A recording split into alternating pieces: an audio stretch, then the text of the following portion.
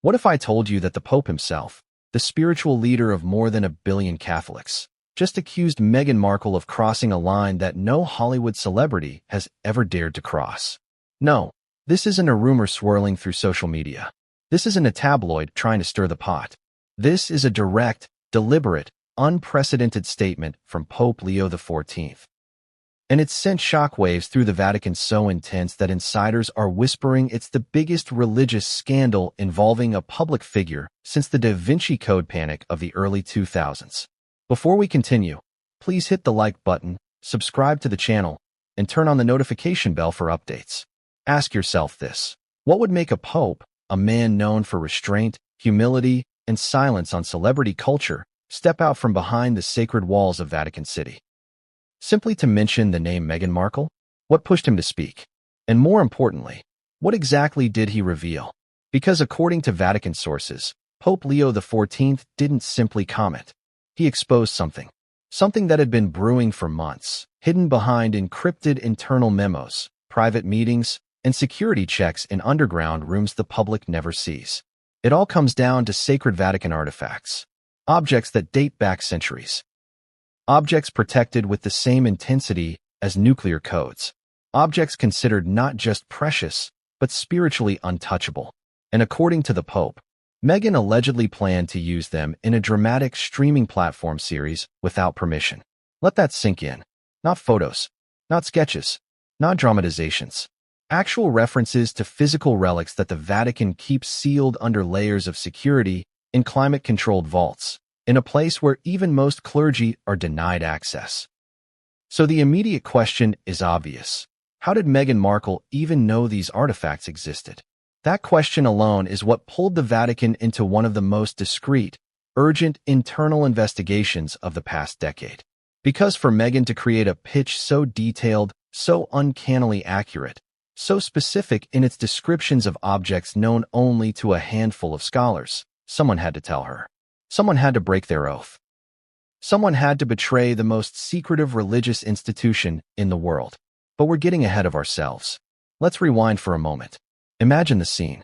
A quiet afternoon in Vatican City. Sunlight hitting the cobblestones. Pilgrims walking across St. Peter's Square. Cardinals moving between meetings. A typical day. And then everything changes. Because an internal report lands on the desk of a senior Vatican security official. A report detailing a Hollywood-style pitch deck referencing sacred relics by name. Relics never displayed publicly. Relics that, according to the Vatican, should not have been described by any outside party in such exact, unmistakable detail. Even stranger, the report mentioned a device, a tablet, allegedly used during Meghan's pitch to display 3D animated reconstructions of these objects. Once again, reconstructions that only Vatican archivists or scholars with clearance could have knowledge of. Now imagine you're that Vatican official. You read the document once, twice, 3 times, and your stomach drops. Because the descriptions aren't vague. They're not inspired guesses. They're precise. Too precise. That report started everything. But back to today. For months, the Vatican remained silent. They dealt with this issue quietly, internally, the same way they handle disputes, conflicts, and breaches that the public never hears about. They followed the usual protocol. Investigate first, speak never. But this time, silence wasn't an option. Because according to sources inside the Apostolic Palace, once investigators completed their review, once they pieced together the timeline, the access logs, the internal leaks, the unauthorized meetings, Pope Leo XIV realized something chilling. If he didn't speak, the truth would come out in a way that dishonored the Church, confused the public, and fueled conspiracy theories for decades. So he spoke. He stepped forward. And he said Meghan Markle had attempted to portray sacred Vatican artifacts and rituals associated with them in a dramatic entertainment series without permission, without consultation, and with descriptions that could only have come from an unauthorized insider. Let's pause for a moment. Why would Meghan do this? Why would she risk a global religious uproar? Why pitch a series centered on objects that the Vatican guards with more security than some nations guard national treasures? Some believe she was trying to reinvent her brand after multiple public setbacks. Others suggest she wanted to create a prestige-level historical drama, something massive, something shocking, something that would redefine her as more than a former actress, more than a royal exile, more than a tabloid headline. But this wasn't just a pitch. This was a pitch with knowledge. Knowledge she should not have had. Another question for you. If a celebrity walked into the Pentagon and pitched a show describing details of classified military technology, wouldn't alarms go off? Wouldn't that provoke an immediate investigation? This is the Vatican equivalent of that. Let's go even deeper. According to the Pope's internal address, a speech originally meant only for senior clergy, but leaked within hours. Vatican investigators discovered that Meghan's pitch included a depiction of a relic kept in the Sanctum Custodia. This is a highly restricted vault overseen by a council of archivists sworn to silence. Think about that. There are objects in that vault that even most Catholic officials have never seen. And Meghan described one with such accuracy that archivists were reportedly visibly shaken. One went pale. One refused to speak for several minutes. Another whispered that the only people who should have that knowledge were the ring of office or guard the keys of the vault. But Meghan had it. And that, according to multiple insiders, is what pushed Pope Leo XIV to break his silence. Now, you might be wondering, why is this happening now? Why would the Pope speak publicly at this moment? Here's why. According to internal Vatican documents, the streaming platform involved was planning to move forward with early concept development. Not production, not yet, but preliminary visual testing, script adjustments, and artifact replication. In other words, people outside the Vatican were about to start recreating objects that should never be recreated. That was the line. That was the moment where the Vatican realized silence was no longer an option. If they didn't speak, they risked years of misinformation, centuries of tradition being twisted for entertainment value. Millions of viewers thinking dramatized scenes were historical facts. And above all, the misuse of sacred objects by a global celebrity whose influence reaches millions. So Pope Leo XIV delivered his message. It was calm, controlled, and measured, but the subtext was unmistakable. Someone had broken into Vatican knowledge. Someone had leaked what should never be leaked. Someone had given Meghan access to something truly forbidden. And here's the detail that stunned the world. The Pope said the artifact descriptions in Meghan's proposal could have only come from unauthorized internal disclosure. That phrase, unauthorized internal disclosure, is Vatican speak for one thing. A betrayal. Someone inside the Vatican helped her. Someone with clearance. Someone with access. Someone who knew exactly what they were doing. But who? And why? Was it ideological? Political? Financial? Personal? Those questions have now taken over Vatican City. Journalists are swarming. Security is tightening. Internal transfers are happening in silence behind massive wooden doors. And the closer investigators get to the truth, the more nervous certain high-ranking officials appear. And here's where the story becomes more shocking, more complicated, and far more dangerous than anything the public has heard yet. Because according to one senior Vatican official, a man who spoke under strict anonymity, Meghan Markle's pitch referenced not just one artifact. It referenced three. Three artifacts, each one restricted, each one historically sensitive, each one capable of triggering global outrage if portrayed incorrectly. Most people think the Vatican keeps secrets because of mystery or drama. But the truth is simpler. These artifacts represent centuries of history, faith, tradition, and sacrifice. They are more than objects. They are symbols. And symbols, when misused, can become weapons. So what happens when a celebrity tries to build a streaming empire using symbols protected for generations? What happens when the Vatican discovers her references were too accurate? What happens when the Pope realizes silence would be irresponsible? What happens when the world finds out a celebrity allegedly had unauthorized knowledge of objects never meant for public eyes? You get the moment we're in now, the moment that has shaken the Vatican to its core. But the most disturbing part? The Pope hinted that Meghan wasn't the only one involved. That someone, somewhere, orchestrated access she should never have had, and they may not have acted alone. And that leads us directly into the next chapter, one that exposes the Vatican's first discovery that something was deeply wrong. Because the first artifact Meghan referenced, it wasn't just rare, it was forbidden. What would you do if, in the span of a single minute, a place known for silence suddenly erupted with panic? Because that's exactly what happened inside the Vatican when one document, a single, unexpected, deeply alarming internal file, began circulating through the inner offices of the Holy See. One moment, everything was normal. Cardinals were moving between synod deliberations, archivists were cataloging centuries-old manuscripts, and tourists drifted through the square completely unaware of the storm that was about to break. And then it hit, at 10:42 a.m.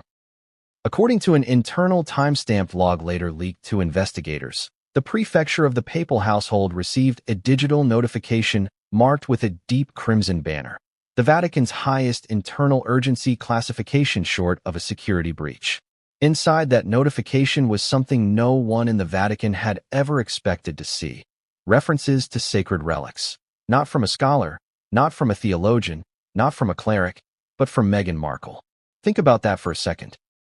Imagine working in a place where secrecy is tradition, where silence is protocol, where knowledge is guarded, not shared, and suddenly, you're staring at words that should never have left the inner chambers of the church, let alone found their way into the hands of a Hollywood actress.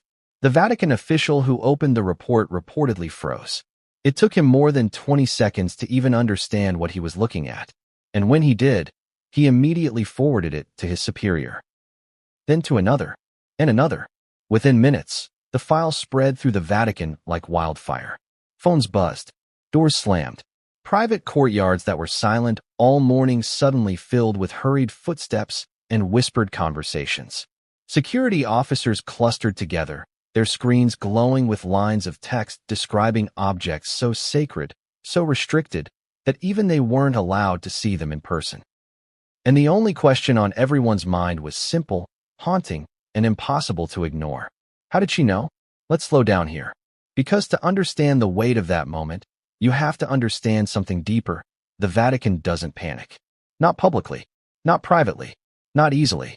This is an institution that has survived wars, invasions, political upheavals, and centuries of global upheaval without losing its composure. So when internal communications start flying around with urgency labels, when high-ranking officials start being summoned mid-meeting, when entire departments shift from calm to crisis in minutes, you know something enormous has happened. Something unprecedented.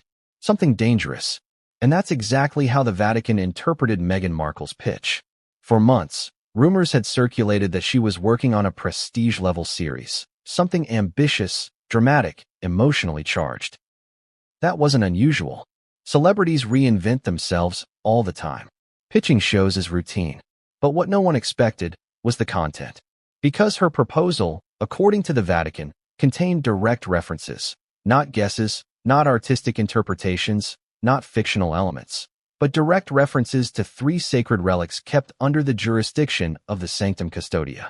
These are objects so protected that most clergymen spend their entire lives without ever seeing them. Only archivists, appointed scholars, and a select few authorized by papal decree have access. And yet, somehow, Meghan described them accurately, where they were stored, what they looked like, what rituals they were connected to, what the environment around them resembled. It was too specific, too real, too impossible, and that is why the Vatican went into shock.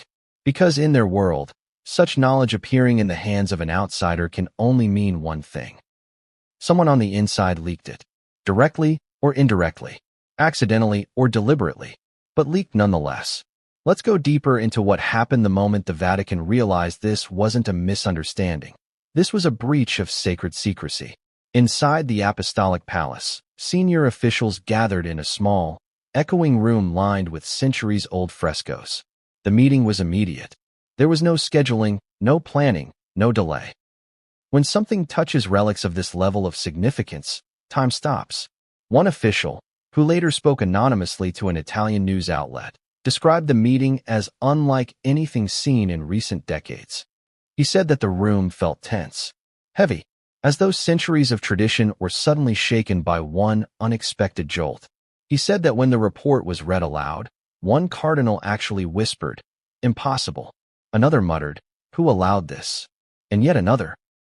The one responsible for relic preservation went entirely silent, his face drained of color, because he knew what everyone else in the room was thinking. If Meghan Markle had this information, She didn't get it from public sources. She didn't get it from historians. She didn't get it from books. She got it from someone inside these walls. Let me ask you something. Can you imagine the gravity of that realization? In a city-state built on loyalty, hierarchy, secrecy, and duty, the idea that an insider helped a global celebrity access restricted knowledge is nothing short of a nightmare. But even that wasn't the most shocking part.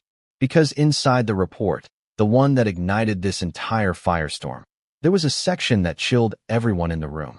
A single line, a single description of a relic so forbidden, so restricted, that even acknowledging its existence is considered a breach unless one has explicit papal clearance.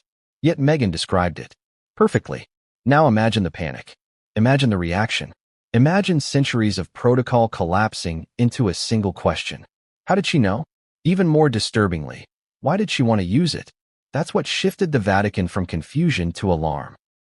Because according to the Vatican, the way Meghan intended to portray the artifacts wasn't just historically inaccurate, but dramatically sensationalized, ritualized, exaggerated, designed for cinematic shock value. This wasn't just a documentary concept. This was entertainment. And entertainment, when it misrepresents the sacred, becomes dangerous. But let's move deeper into the timeline of the shockwave. Within 2 hours of the report circulating, the Secretariat of State ordered a quiet freeze on all archive access. Archivists, scholars, and staff with clearance were immediately restricted from entering certain vaults. Keys were collected. Digital codes were changed. Some staff were escorted out of their workspaces without explanation. At the same time, the Vatican's internal security agency, a little-known but highly skilled branch tasked with investigating internal vulnerabilities, launched the beginnings of an inquiry. They wanted to know who accessed what, when, for how long, and whether any patterns lined up with Meghan's timeline of meetings, travels, and rumored filming preparation. Then came the moment the shockwave turned into a crisis. As investigators dug deeper, they discovered something chilling: metadata. Metadata that showed a series of digital access logs connected to restricted relic files, logs that did not match the routine schedules of archivists. These logs had unusual timestamps, late-night access, off-hour downloads, and the most concerning pattern? The logs corresponded suspiciously to the time period Meghan was reportedly preparing her pitch. So now the Vatican wasn't just dealing with the idea that she had unauthorized knowledge. They were dealing with the possibility that someone inside the Vatican might have illegally accessed and transferred information to her. And that brought the investigation into a new dimension: intent. Was this an accident? A reckless mistake? Curiosity gone too far? Or was it a deliberate collaboration? A planned leak? A coordinated effort to give Meghan something explosive enough to sell to a streaming platform? These questions didn't just shake the Vatican, they terrified it. Because if a leak happened once, it could happen again. If one relic was compromised, more could be vulnerable. And if someone was willing to betray centuries of protocol for personal gain, what else might they be willing to reveal? Now, here's where you come in as a viewer. Think about how the Vatican views history. Think about what relics represent. Think about generations of priests, scholars, archivists, and popes who protected these objects through wars, invasion attempts, natural disasters, and political upheaval. And suddenly, a Hollywood pitch threatens to expose them in a fictionalized, dramatized, sensational way. Can you understand why the Vatican shook? Can you feel the weight of that moment? Because everyone inside those sacred walls felt it. Some feared backlash. Some feared misinformation. Some feared ridicule. But the biggest fear, the one whispered behind closed doors, was that the truth would spiral out of the church's control forever. And that fear grew even stronger when investigators discovered yet another disturbing detail.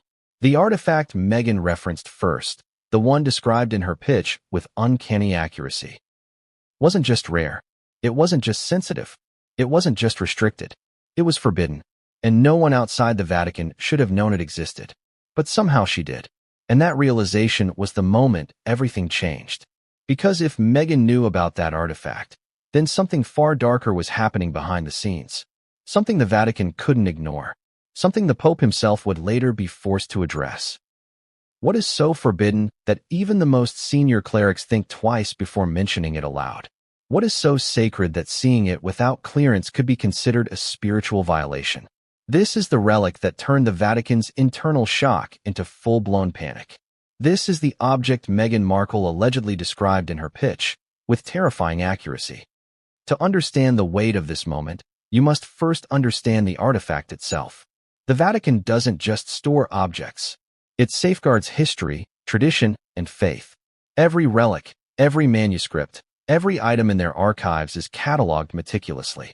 Climate-controlled rooms maintain perfect temperature and humidity. Security cameras track every movement. Access logs record every person who enters. Some objects are so protected that only 3 people in the world are allowed physical contact. And yet, somehow, Meghan Markle's pitch included references to one such artifact, the forbidden relic, in a manner that left archivists and senior clergy dumbfounded. This relic isn't famous. It isn't widely known. It isn't even discussed outside the most inner sanctums of the Vatican. It has been documented in historical texts, yes, but only in vague, cautious terms. Scholars know it exists. They know its significance. But even today, the general public doesn't know its full story. That secrecy is by design, a design that dates back centuries. The forbidden relic is connected to rituals that predate many modern institutions of the Church. It symbolizes purity, sacrifice, and authority. Historically, it has been invoked during moments of crisis. It has survived wars, theft attempts, and countless political upheavals. Only the highest-ranking clergy have been permitted to view it in person, and even then, only under strict supervision. And yet, Meghan's pitch described not just its appearance, something she could have gleaned from old texts, but the intricate details of its setting. She knew the arrangement, the lighting, the placement within the vault. She referenced the way the artifact was housed, the protective encasement, the specific pattern of surrounding objects. Details that no outsider should have known. So, the Vatican asked themselves the obvious questions. How? How could she know? Who told her? And why? The first theory floated among investigators was simple curiosity. Perhaps she stumbled upon a historian or archivist willing to share too much. But that theory fell apart quickly. Nobody with that level of knowledge would ever speak lightly. The details in Meghan's pitch were not the kind of trivial tidbits that scholars passively discuss at conferences. They were precise, complete, intimate, and impossible to obtain without direct access. Next, the investigators considered the possibility of digital leaks. Maybe internal images, scans, or descriptions had been compromised. They combed through security footage, digital logs, access records, even email metadata. Every avenue was scrutinized. Every possibility weighed. And yet, the source remained elusive. Meanwhile, the internal response escalated. Archivists were placed on high alert. Security measures were reinforced around the rooms housing restricted artifacts. Additional protocols were implemented for anyone even tangentially connected to artifact management. No one was allowed near the forbidden relic without multiple layers of clearance, and even then, a digital trail followed their every move. Then came a chilling discovery. Investigators realized that Meghan's pitch didn't just contain a static description. It included subtle, narrative cues that suggested she had knowledge of the relic's ceremonial use. Rituals performed only in the presence of specific clergy. She referenced gestures, sequences, and placements consistent with protocols that the Vatican had long maintained in secrecy. In essence, she knew how the artifact was used. Not just what it looked like, but its spiritual function. That was when panic turned into alarm. Because access to these rituals is tightly controlled. It's not just the artifact itself, it's the knowledge surrounding it that is guarded fiercely. These rituals, when performed incorrectly or represented inaccurately, could have profound implications, both symbolically and theologically. And now, they were about to be dramatized on a global streaming platform. Think about that for a second. A Hollywood pitch threatening to misrepresent centuries of ritual tradition. And not just any ritual, one connected to an object so sacred it is rarely acknowledged outside the Vatican walls. The implications were immediate: spiritual disrespect, public outrage, political complications, and global media frenzy. Investigators began tracing every element of Meghan's pitch. Each word, each scene description, Each reference was analyzed for authenticity. Comparisons were made against restricted records. Archivists were interviewed. Clergy who had historical access were consulted. Every detail that could validate the source of her knowledge was scrutinized, and the more they investigated, the more troubling it became. They realized the information couldn't have come from any publicly accessible source. It couldn't have been guessed, inferred, or pieced together from historical documents. It had to have come from someone with direct access to the forbidden relic and its rituals, and that meant someone had breached protocol. At this point, the Vatican's internal alarm bells were ringing at their highest level. This wasn't a minor misstep. This wasn't a rumor.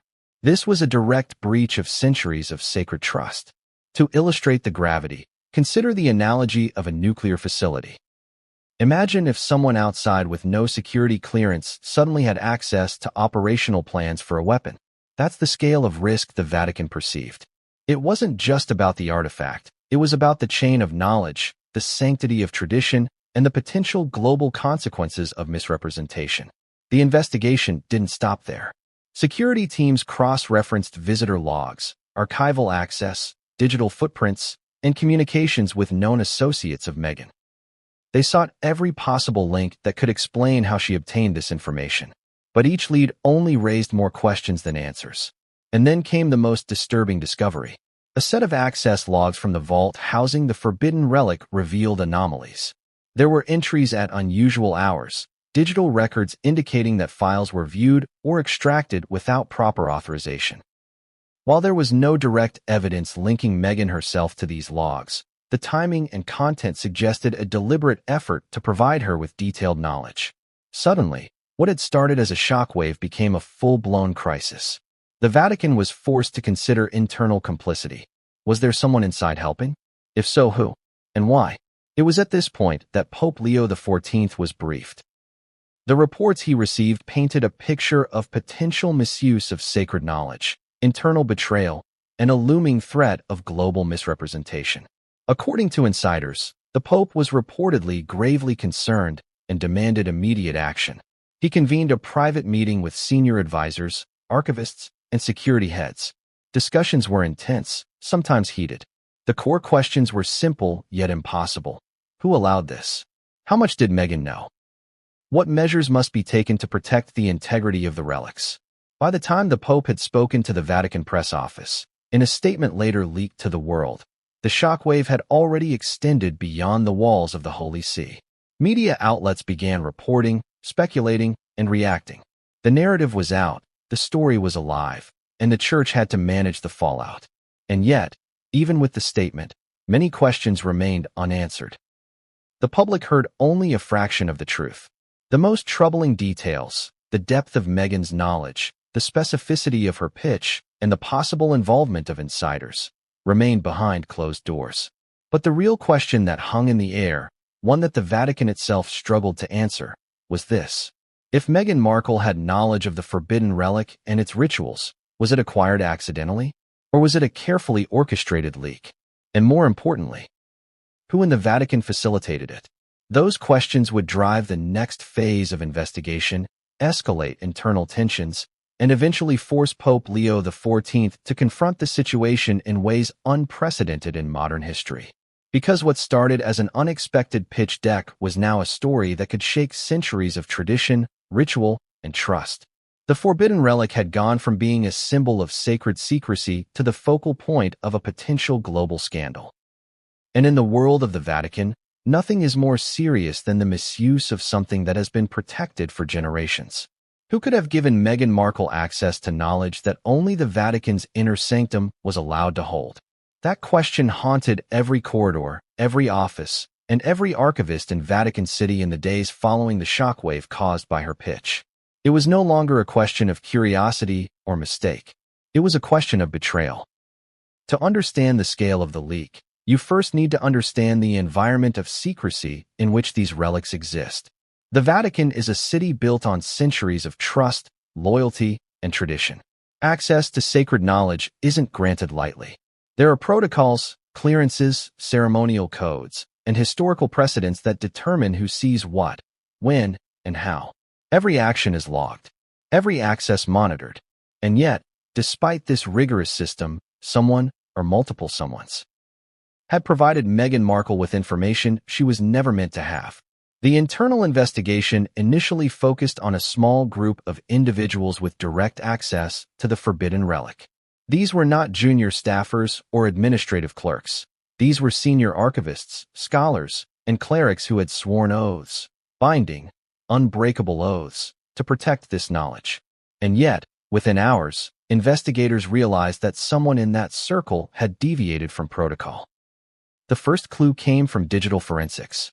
Logs showed anomalous access to sensitive files, precisely timed during the period when Meghan's pitch documents were being drafted.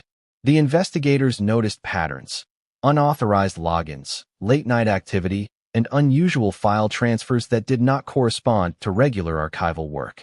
Every anomaly pointed to one thing: someone had intentionally shared information. Then came the human element. Interviews with archivists and clergy revealed subtle inconsistencies. One archivist claimed to have left files on the desk for reference, which was unusual. The files in question were restricted. Another mentioned a visitor who asked questions about relic placement, questions that were far too detailed for a casual inquiry. When investigators cross-checked schedules, one name kept appearing in indirect connection to both the files and external communication channels. That name would not be revealed publicly, but internally, it sparked immediate alarm. This insider was not a rogue employee. The profile matched someone deeply embedded in the Vatican hierarchy, someone with long-term access and a history of meticulous protocol adherence. That made the betrayal all the more devastating. Whoever this was, they knew precisely what information would be valuable to Meghan.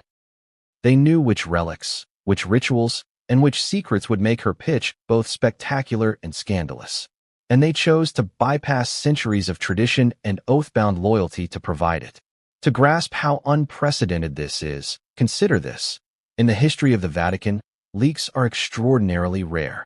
Rare enough that when they happen, they spark crises that ripple across nations.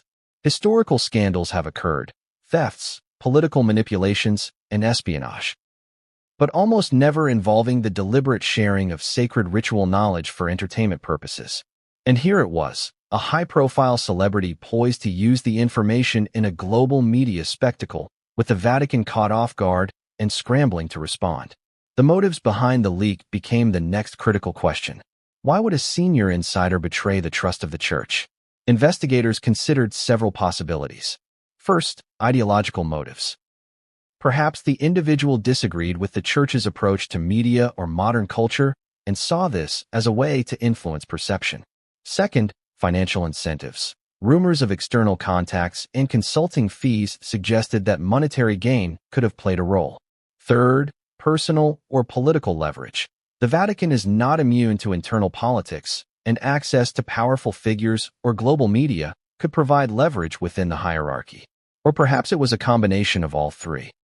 Further digging revealed traces of encrypted communications between the insider and external parties. While the Vatican does not disclose such evidence publicly, internal sources indicated that the exchanges included documents, images, and schematics that precisely mirrored the descriptions Meghan used in her pitch. The insider was providing curated information, not casual leaks. This was calculated. Even more troubling were the witness statements. One cleric reported seeing the insider in private discussions with someone outside the Vatican shortly before Meghan's pitch was finalized. Another described the individual unusually anxious in the days following the pitch, as if anticipating scrutiny. Investigators were careful to document every behavioral anomaly, aware that patterns in conduct could reveal intent. The Vatican also explored the possibility of intermediaries. Could the insider have shared information indirectly through a third party? Was there an orchestrated effort to create plausible deniability? Investigators found hints of indirect contact, subtle communications that suggested the insider may have coordinated with someone skilled in media relations. The lines between internal betrayal and external manipulation were beginning to blur. This became a turning point in the investigation. Previously, the focus had been on the pitch itself, on Meghan's unprecedented access. Now, the emphasis shifted to accountability within the Vatican. Who had enabled this? How could the Church prevent it from happening again? And most importantly, How would the Pope respond? Pope Leo XIV, known for his prudence, reportedly convened an emergency session with senior officials. The atmosphere was tense.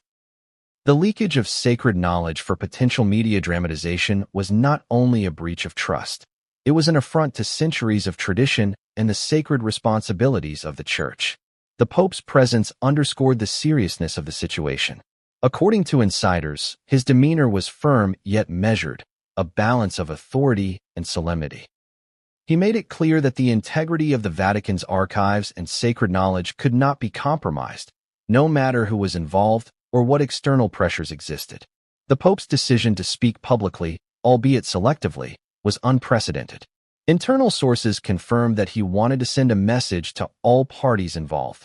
The Vatican would not tolerate unauthorized dissemination of sacred knowledge, and anyone involved in facilitating leaks would face serious consequences. The choice to mention Meghan Markle by name was strategic. It highlighted the gravity of the situation while signaling that internal accountability would be enforced. Meanwhile, the insider's actions continued to reverberate. Other staff members, initially unaware of the full scope of the leak, became uneasy. Security measures were heightened. Access protocols were revised. Digital surveillance was increased.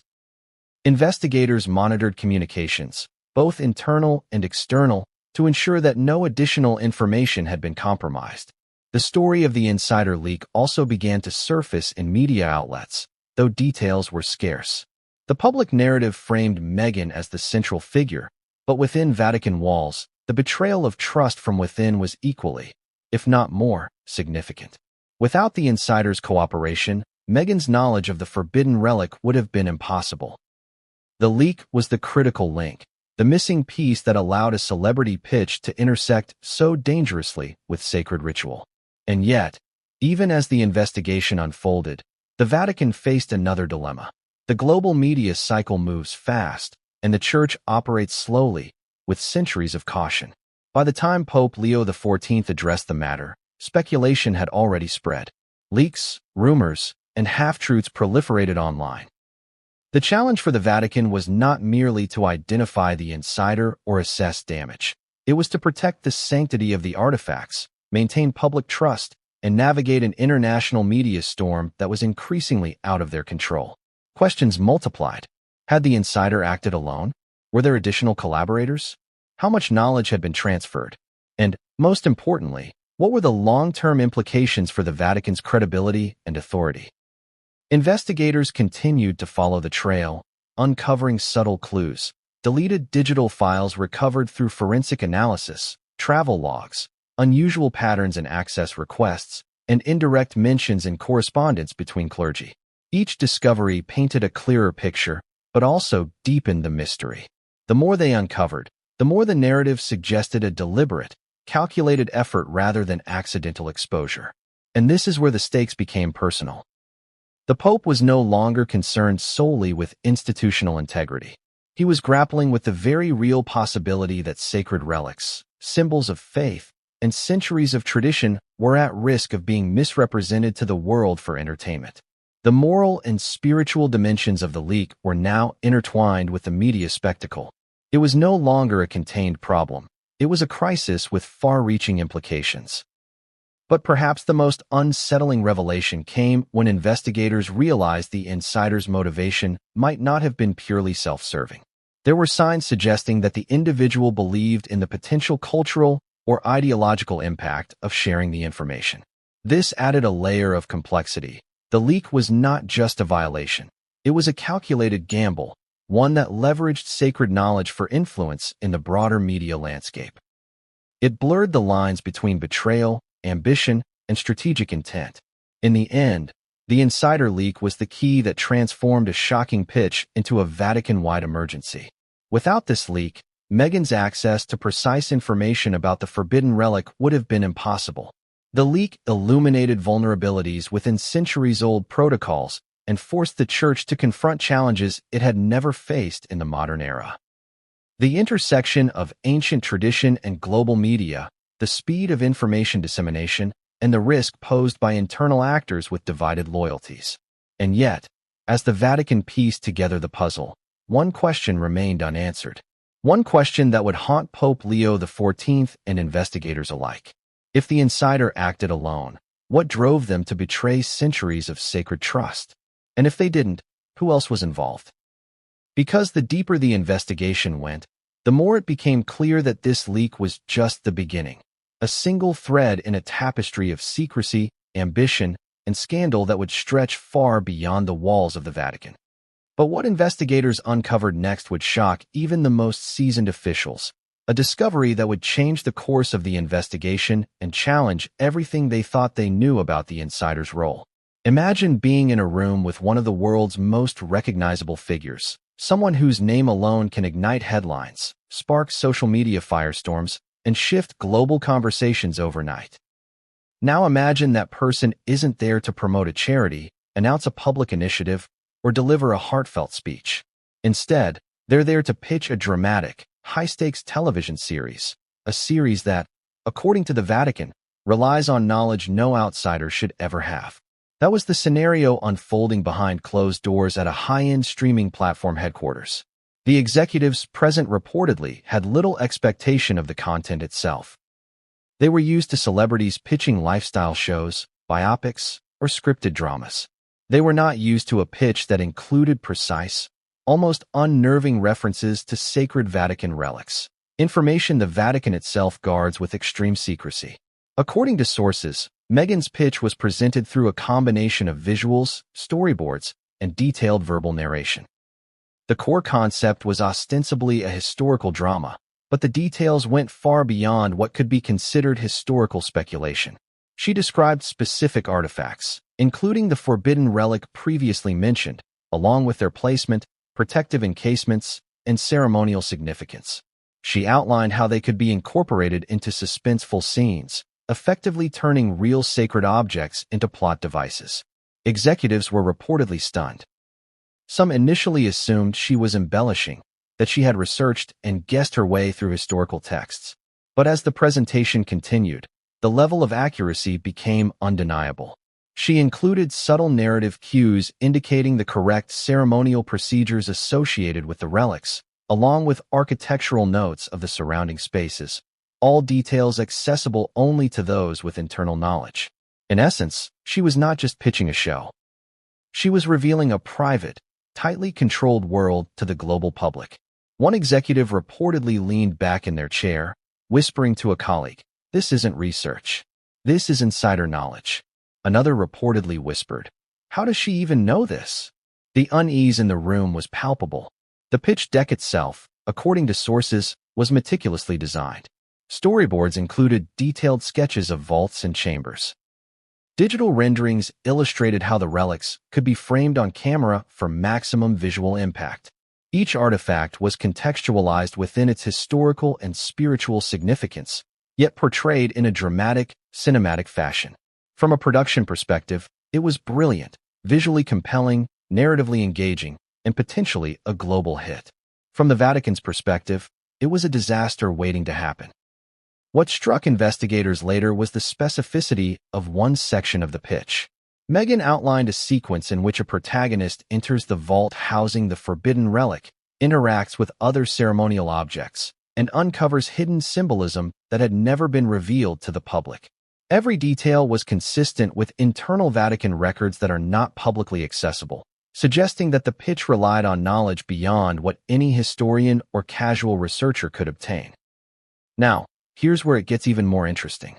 Sources indicate that Meghan, during the pitch, hinted at her access being exclusive and privileged, language that caused some executives to exchange uneasy glances.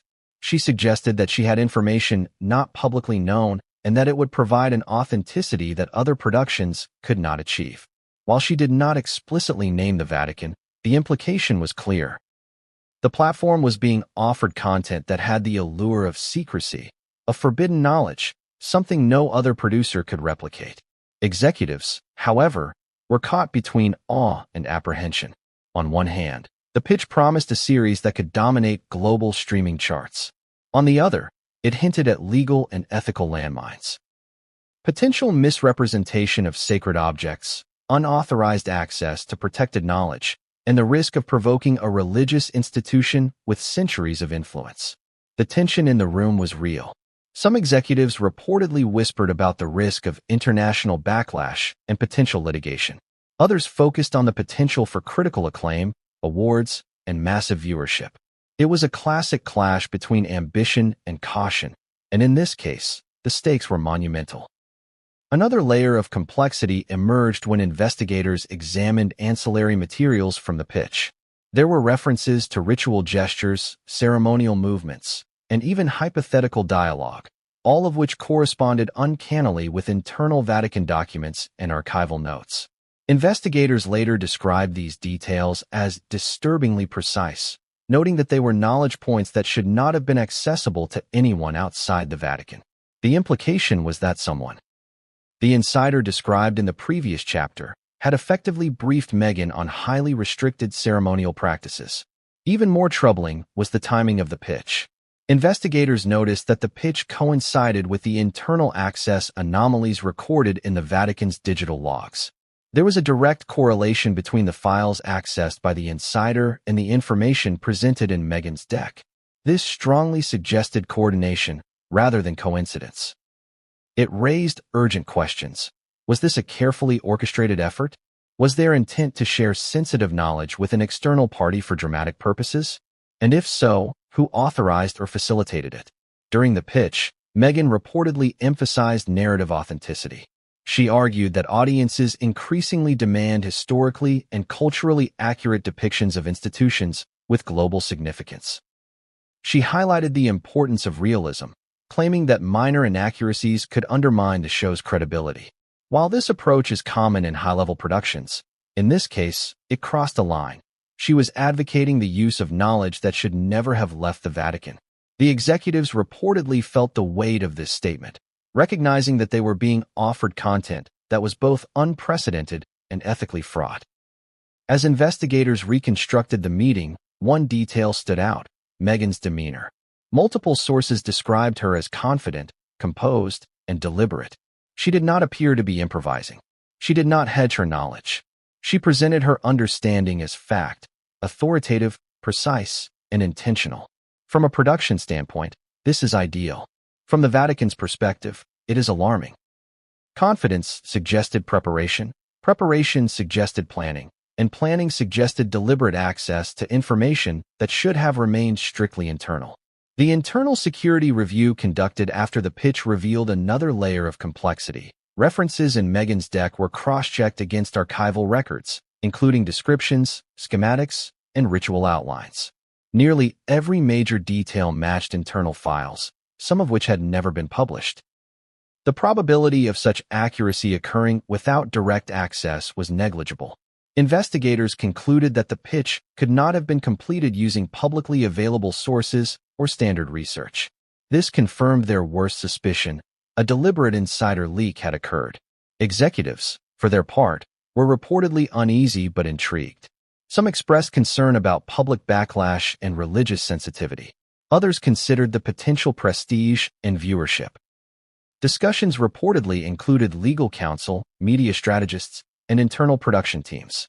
The challenge was balancing ambition with risk, entertainment with reverence, and creativity with legality.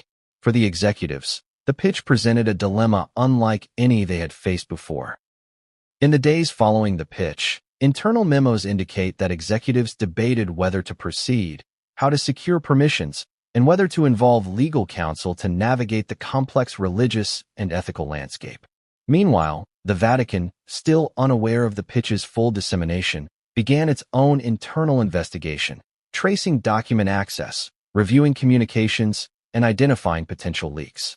It quickly became clear that the pitch was not merely a creative endeavor. It was the culmination of coordinated access, insider knowledge, and meticulous planning. The most unsettling aspect, according to sources, was that Meghan had allegedly framed her pitch in a way that suggested she knew the church's internal hierarchy. She referenced restricted areas and specific roles, implying familiarity with clerical responsibilities, access permissions, and archival protocol.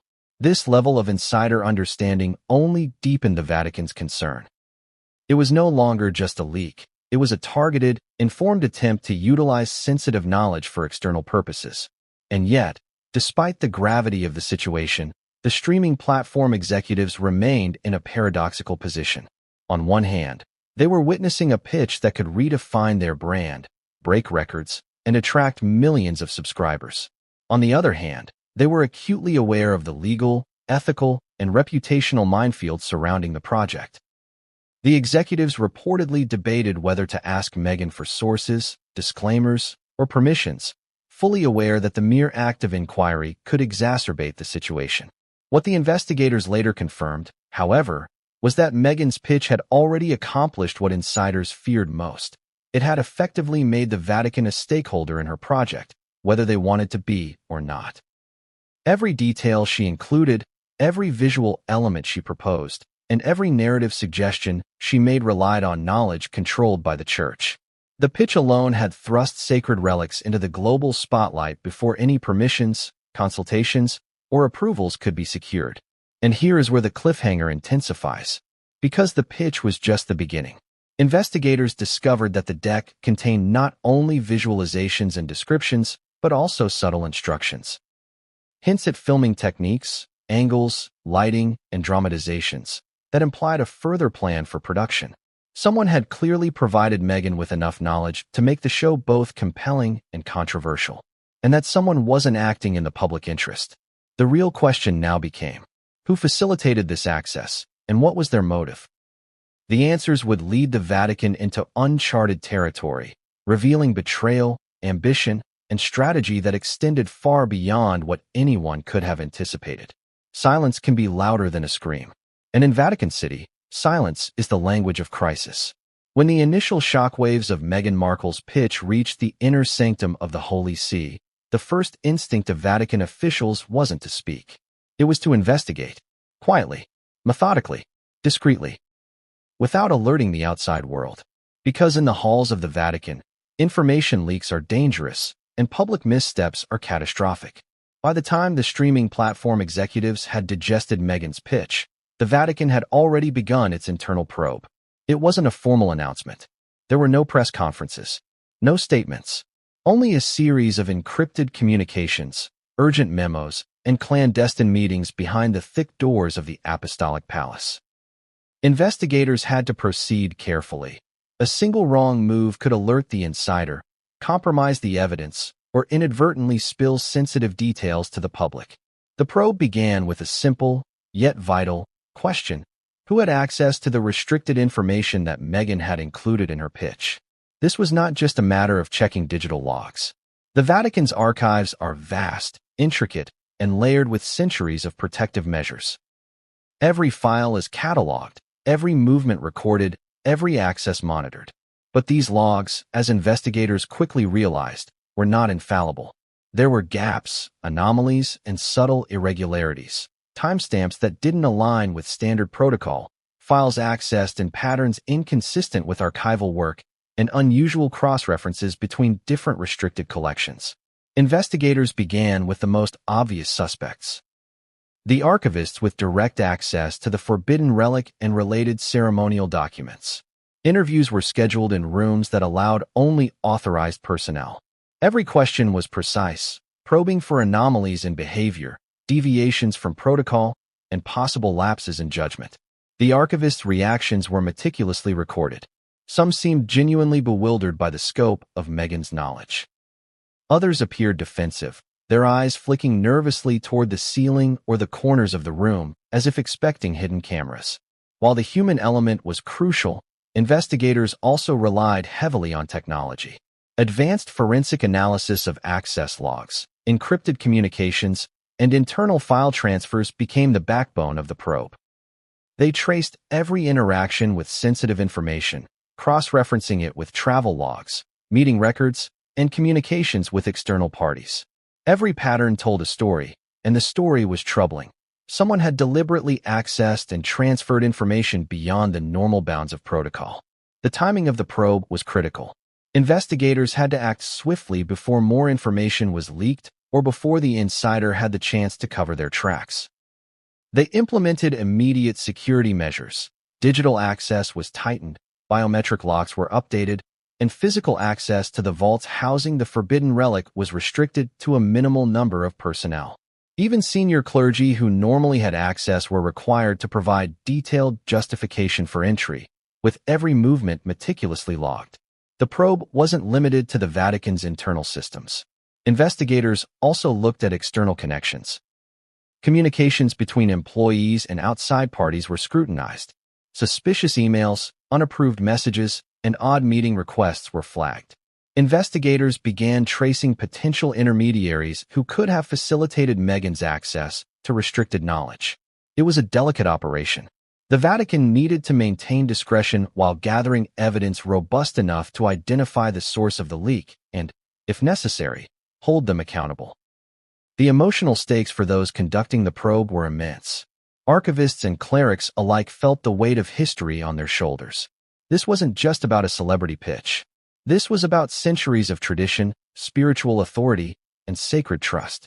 The idea that someone had betrayed that trust, whether intentionally or inadvertently, was deeply unsettling. It forced Vatican officials to confront uncomfortable questions. How secure were the archives? Could the integrity of sacred knowledge be maintained in a modern, globally connected world? And, perhaps most importantly, how far had the leak already spread? Investigators also discovered subtle clues in the internal culture. Some staff had noticed unusual behavior weeks before the pitch became public knowledge. Unauthorized questions about restricted areas, unusual interest in ceremonial procedures, and inquiries about archival access, seemingly innocent on the surface, now took on a sinister significance. These small, almost imperceptible signals became critical pieces of the puzzle in the probe. As the investigation deepened, Vatican officials also considered the possibility of multiple insiders. Could it have been a coordinated effort? One person providing access is serious. Multiple people doing so is catastrophic. They began cross-referencing all anomalies, looking for patterns that suggested collaboration. Every unusual login, every irregular file access, every out-of-place movement was scrutinized. Forensic experts worked tirelessly, tracing digital fingerprints and network connections, hoping to identify the orchestrators behind the leak. At the same time, the Vatican faced internal pressure. Rumors had begun to circulate among staff, and whispers of external media scrutiny were unavoidable. Maintaining confidentiality while conducting a thorough investigation required an intricate balance of authority, discretion, and diplomacy. The Pope himself reportedly monitored the progress, emphasizing the importance of preserving the Church's credibility while ensuring that the investigation was comprehensive and unbiased. Investigators also reached out to other ecclesiastical institutions for comparative analysis. Historical archives, ritual documentation, and prior access protocols were examined to determine whether this leak represented a unique breach or part of a broader vulnerability. Findings suggested that while the Vatican had experienced minor breaches in the past, the precision and specificity of Meghan's pitch, combined with the insider access implicated in the logs, were unprecedented. The Vatican's legal advisors were brought into the process early. They evaluated potential ramifications, from ecclesiastical discipline to civil liability, considering the possibility that external parties could exploit the situation. The combination of religious, historical, and public dimensions made this investigation highly complex. Every decision had to be carefully weighed, as missteps could result in scandal, legal exposure, and damage to the Vatican's global standing. Meanwhile, the global media, though largely unaware of the details, began to sense that something significant was unfolding. Leaks, subtle and fragmentary, hinted at internal turmoil. Speculation about Meghan Markle's involvement in religiously sensitive matters began circulating online, adding external pressure on Vatican officials. The need for confidentiality and control of information became paramount, further intensifying the pressure on investigators. The probe also revealed the psychological toll on those involved. Archivists and clerics who had dedicated their lives to preserving sacred knowledge felt violated. Trust within the institution was shaken. The idea that someone could betray centuries of tradition for a celebrity project was hard to comprehend. Meetings were tense. Communication was guarded. Every step had to be meticulously planned. Yet, Even as investigators pieced together the evidence, they encountered anomalies they couldn't immediately explain. Certain digital footprints didn't match any known employee or standard access protocol. Some file movements appeared to originate from authorized devices, but at unauthorized times, suggesting potential manipulation or deliberate obfuscation. Each new discovery deepened the mystery, raising questions about the sophistication and intent behind the leak. Ultimately, the quiet probe was about more than identifying a culprit. It was about understanding the mechanisms that allowed such a breach to occur. It was about assessing vulnerabilities, strengthening security, and protecting centuries of sacred knowledge. And most importantly,